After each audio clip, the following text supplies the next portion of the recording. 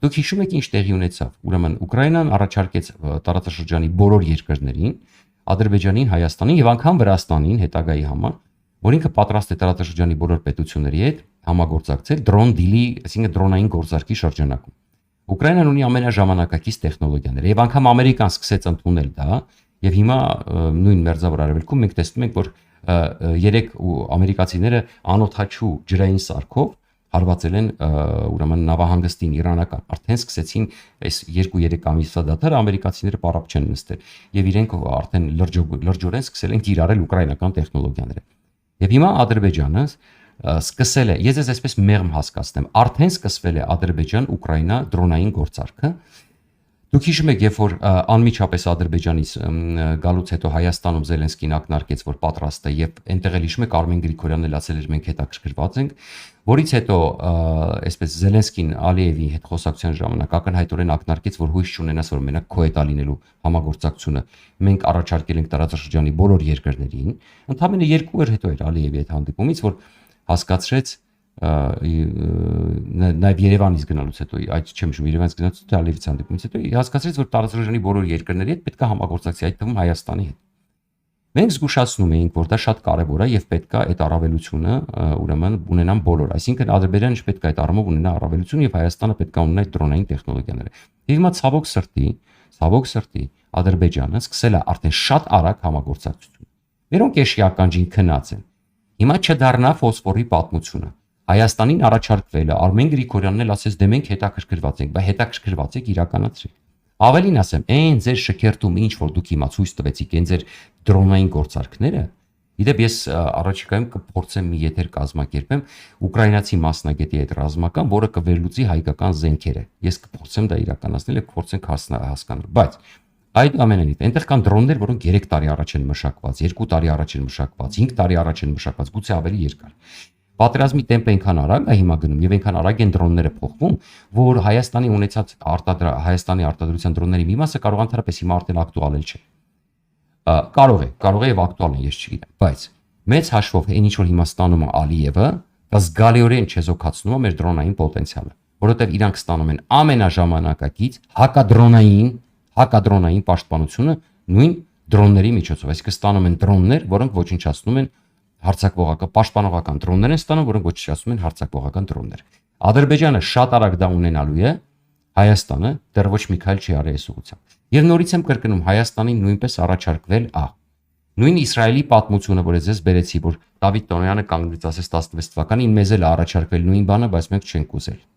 Հիմա չդառնա նույն բանը, հետո հիստերիա չսկսի, հեսա ռուսական դաշտը սկսելու է վայնասուն։ Բայց նորից զգուշացնում ենք եւ շատ արագ փորձեք այս սխալը ուղղել, շատ արագ փորձեք այդ համագործակցությունը սկսել Ուկրաինայի հետ։ Նորից եմ կրկնում, արդեն համագործակցությունը սկսվել է Ադրբեջանի, ես ավելի շատ բան գիտեմ, քան ասում եմ, որտեղ շատ բան չեմ ուզում հիմա ասել, պետք չի որ այս պահին դա աճեցվի, բայց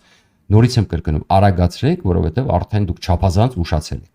Սարեր բարձրանալու փոխարեն պետք է արագ դրոնային գործարքը կնքել Ուկրաինայի հետ, որտեղ դա ամենաժամանակակից տեխնոլոգիաներն այսօր աշխարհում գոյություն ունեցող, որ Ադրբեջանը արդեն ստանում է։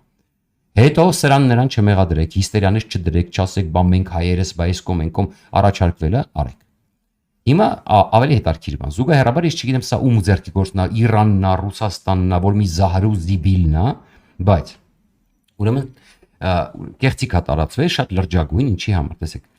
Ուրեմն իբր թե Middle East-ի անունից, դե գիտեք Middle East-ը դա պարբերական է, որը միջին մերձավոր արևելքի, այսպես բան կամ միջին արևելքի իրադարձություններն է լրջորեն լուսաբանում, այնտեղ ես ներկայացնել եմ բավականին ինքը այսպես ոչ միանշանակ այսպես ռեպուտացիա ունի, բայց ամենայն դեպս բավականին լուրջ աղբյուր է հանդիպում, այնպես չի, բայց բազմաթիվ այնտեղ մրցանակներ էլ ունեն, բաներ ունեն, ասել եմ, այնտեղ Քաթարի կառավարությունն է դրանց հետևում կանգնած, բայց մեծ հաշվով օրինակ նույն trip-ի հետ կապված իրենց այսպես տեղեկությունը ճիշտ էր դուրս եկել, բայց Middle East-ի անունից տարածվում է մի հոդված, որը սուտ է, կեղծիք է եւ դա հետո պաշտոնապես հերքվեց։ Ուրեմն էքս-սոցիալական ցանցում տարածվում է Reels ձևաչափով մի տեսանյութ, որը ձևավորված է Middle East-ի լրատվամիջոցի նյութերի ոճով։ Տեսահոլովակում պնդվում է, թե Ուկրաինայի նախագահ Վոլոդիմիր Զելենսկին իբր ծրագրում է Հայաստանի տարածքում հիմնել անօթաչու թռչող սարքերի արտադրամասեր եւ արձակման կետեր։ Ըստ տեսանյութի Հայաստանի վարչապետ Նիկոլ Փաշինյանի եւ Զելենսկու միջև համաձայնագիրը ստորագրվել է մայիսի սկզբին ԵՄ Հայաստան գագաթնաժողովում, իսկ անօթաչու սարքերը իբր նախատեսված են Իրանի ռազմական արտադրական օբյեկտներին հարվածելու համար։ Տեսանյութը կեղծված է, Middle East այն չի հրապարակել իր սոցիալական մեդիայի պաշտոնական էջերից եւ ոչ մեկում լրատվամիջոցի կայքում բանալի բառերով որոնումը նույնպես որևէ արդյունք չի տալիս նման պատմության վերաբերյալ։ Բացի այդ, ոչ մի այլ վստահելի միջազգային կամ տարածաշրջանային լրատվամիջոց չի հաղորդել Ուկրաինայի եւ Հայաստանի միջև նման համաձայնագրի ստորագրման մասին։ Բայց ինչն է ողբերգությունը այս պատմության մեջ, տեսեք, սա հատուկ գրող է Հայաստանի նկատմամբ, սա կարող է Ադրբեջանը կանգնած լինի հետևում եւ Ռուսաստանը կանգնած լինի հետևում։ Իրականում տեսեք, Ադրբեջանը լավ էլի տարածքը տրամադրում էր Իրանի դեմ գործողությունների համար, բայց հիմա սա արվում է նրա համար, որպեսզի Հայաստանին դնեն ճնշման տակ Իրանից, Իրանը բարեկամ պետություն է, ասենք չգիտեմ, Ռուսաստանից եւ այլն, հա, որպեսզի Հայաստանին կաշկանդեն Ուկրաինայի հետ դրոնային գործարքի կնքման համար։ Իհարկե սա ձեռնտու է ում, իհարկե ռուսներին, Ալիևին, Չալմեքին Իրանի եւ այլն։ Բայց սա նշանակում է, որ Ալիևը կարողանում է այսպես ինչ ուզել անել, լկտի պահվածք դրսևորել, այսպես մի կողմից Պուտինի հետ խաղեր տալ տակից, մյուս կողմից Զելենսկուն աջակցել, ստանալ դրոններ, մի կողմից Եվրոպայի դեմ գնալ, մի կողմից Թրամփի հետ խաղեր տալ, մի կողմից Թրիփը փորձել վերացնել, այսինքն ինչ ուզում անում է լրիվ ազատ է իր գործողությունների մեջ, բայց ամեն ինչ արվում է, որ Հայաստանը կաշկանդված լինի ստանալու բարձր ռազմական տեխնոլոգիաներ։ Եթե մենք այս տրամաբանությամբ շարժվենք, ստացվել է, որ մենք պետք է մի հատ Իրանին հարցնենք, այդ Չալմեքին տերորիստ, ասենք կներեք, մենք կարող ենք, չենք կարող, չէ, Ուկրաինայի հետ դուք դեմ եք, չէ, մենք ասենք գալուզիններին հարցնել, ասել մենք արդյոք դեմ ենք ուրեմն դրոնային գործարքներին, թե ոչ, եւ այլն։ Այսինքն այս իմաստով մենք պետք է հասկանանք, որ ուրեմն ներողություն Այս իմաստով մենք պետք է հասկանանք, որ ուրեմն դրոնային Հայաստանը չափազանց կաշկանդված է ուրեմն լինելու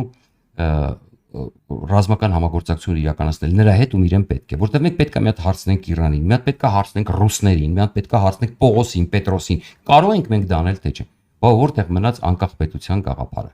Եվ այստեղ ցավոք սրտի այս ապատեղեկատվությունը գալիս է նրանից, որպեսզի Հայաստանին կաշկանդեն։ Ես չգիտեմ Հայաստանի իշխանությունը սա ձեռատալի թե չէ, որպես պատճառաբանություն, որ այ տեսեք ինչի մենք Զելենսկու հետ չենք ընկում գործանք, որտեվ այ տեսեք Հայաստանի արդեն այսպիսի բաների մեջ են կասկածում եւ այլն։ Ես չեմ բացառում, որ իրանց էլ ձեռ տա այսպիսի բան, որ իրանք հանկարծ չգնան այդ գործարքի, որ հետո ունենան պատասխան, իսկ ինչի իրանք չգնացին այդ գործարքին, հա, եւ այլն։